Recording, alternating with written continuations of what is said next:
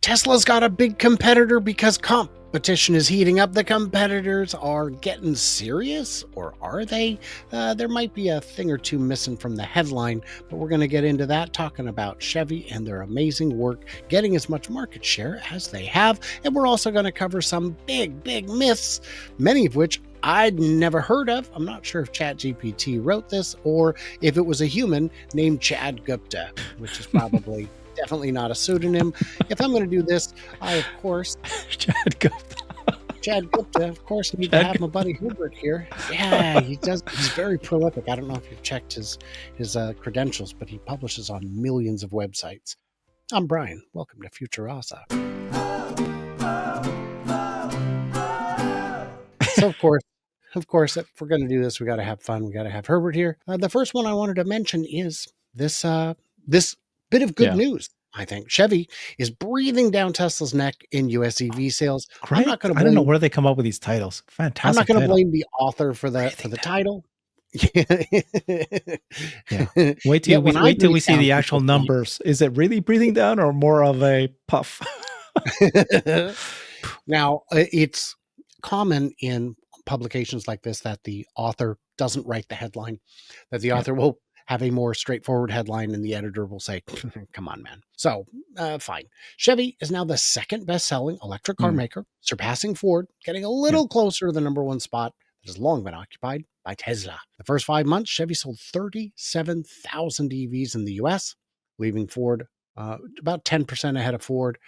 And GM in the dust by less than 10%. 3,000 cars. Dust. And of course, GM as a larger brand, the umbrella brand, 62,000. So with 13 models, that's getting serious. Cadillac has a bunch of electric models with very funny names that I just can't believe they went with. There's the Celestiq, the Optic, and if you want to see some upsetting pictures, I'll send you pictures of Vistiq, because the Vistiq is a good-looking car, but it's what? But automakers seem...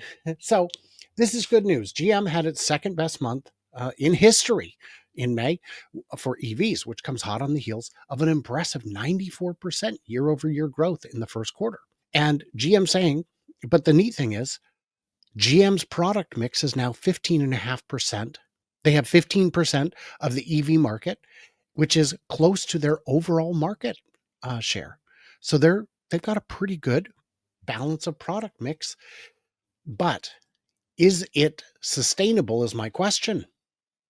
Yeah, I guess the problem is we'll see what happens with the tariffs, right? Because Chevy Blazer is going to be one of those. The top 3 cars that are not named Tesla in the US, they are all made in Mexico. So something might happen to them. We'll have to see what goes on with that. So I went around looking for public perception of these Blazers, and what I found a lot of people saying is, I love it for $35,000. And I'm like, 35,000? That is a deal. Are you making money at 35,000? Because I don't think you are.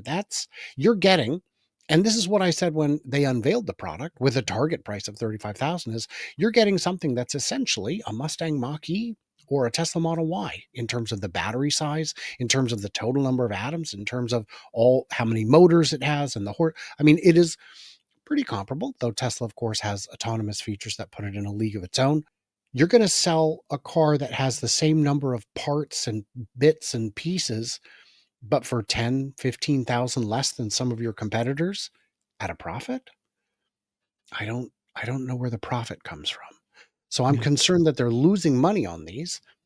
And then, of course, also that they may not be able to sell them as effectively now that the tariffs appear to be in place. Yeah. And if you go back to the article, that whenever you hear that these guys, say we sold, what did they say, 34,000 EVs in a quarter? Mm-hmm. Yeah. They sold it to the dealers. So we don't know how many actually were sold to consumers, right? With 34,000 EVs. Oh, they sold 37,000 in US. Okay. Ford sold 34,000. And then at the very bottom of the article, they talk about Tesla. So if you scroll all the way down to the bottom, they say Tesla sold 128,000 EVs in the US in the first quarter. So you're talking about a difference of 38,000 and 128,000. We're talking leaving Ford in the dust because of 4,000 more. And then the difference is these guys sold it to dealers. And a lot of the cars sold to dealers are not sold to consumers. So you might want to say, okay, I assume that they were all sold to consumers. You can do that. Or you can go and say, well, not all of those cars were sold. Versus Tesla, they actually sold every single one of those to a consumer directly. So, Directly. yeah. Yes, and that's another thing to consider is a lot of times, like with the Lightnings, they had so many stuffed into the dealer lots that they couldn't get rid of them.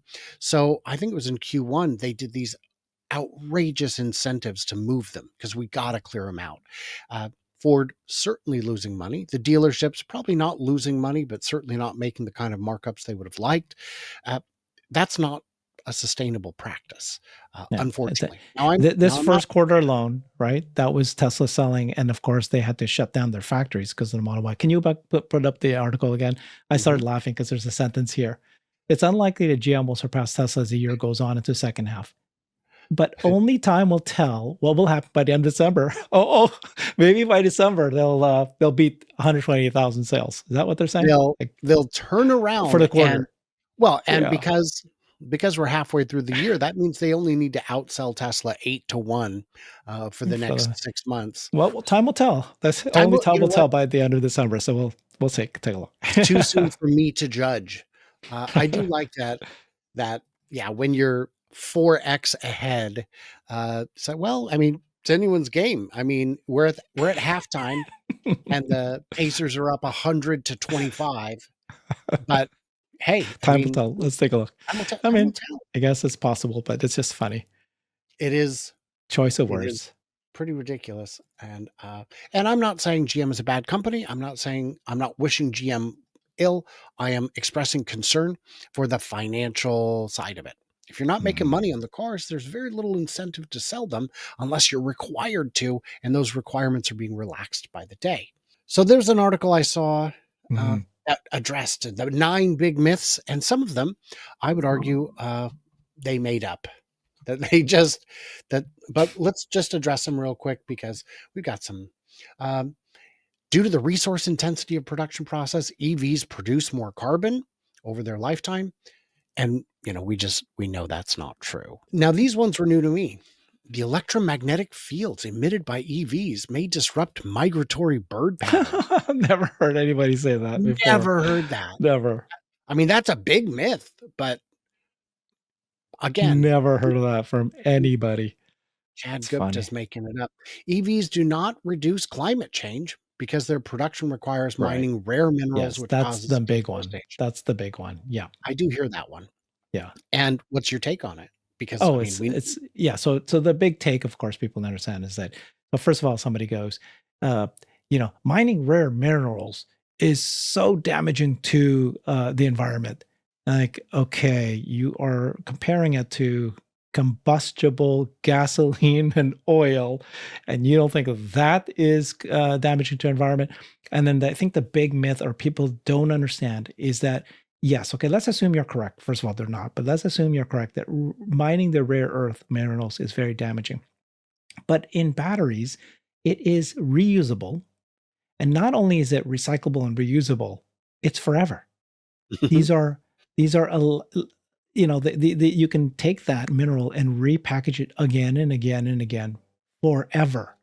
Correct. Not like oil. You take it out of the ground, you refine it, you create all this pollution, you burn it, which then goes, you could actually see your exhaust burning it, and then it's gone. It's gone. So I gave it to the ocean and the forest, but I also cut down the forest. So I don't know if people realize that, okay, that's a one-time rare earth refining. And, the rare earth thing is actually a misnomer too, in my understanding, is that it's not that it's rare. What's hard about it is not finding it. It's not in one area, not concentrated. It's all over, but it's the refining it that's the hard part too. So yeah, it's the parts per million that get you. Yeah. So again, not a legitimate concern. electric vehicles emit electromagnetic fields that can cause cancer. Well, Grandma, where did you hear that? Yeah, I have not heard that. That's not how it works. Thankfully, there are a link here, but EVs are more likely to catch fire. sure, We exactly. do still hear I that one. had gone to the bank about 6 months, a year ago, and we're talking, and this person says, "Yeah, but I heard that they catch on fire. Don't they catch on fire?" And that's the normal, typical thing that actually did take hold of the consumer, the regular consumer. That's embedded in their heads because they've seen these guys catch on fire.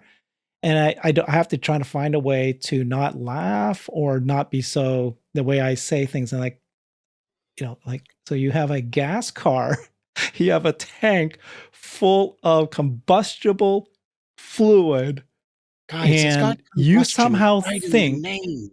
that batteries are going to catch on fire before your car would catch on fire. And you dare put your gas car, my gas car, in my driveway, in my garage, under my home. And somehow people think that it's more likely that a battery will catch on fire than. Anyways, What I'm I gonna have to be so careful how I reply because it's what I tell people to not be a snarky jerk, which is my yeah, boy, I just really want to, but it doesn't help, so I don't do it. What I tell them is electric car battery fires are so rare that they make the news. yeah, And that's just kind of yep, where I have to yep. leave it. Electric vehicle batteries are designed to fail after a set number of charge cycles to boost profits through Never replacements. heard of that, but okay. Never heard of that. Okay.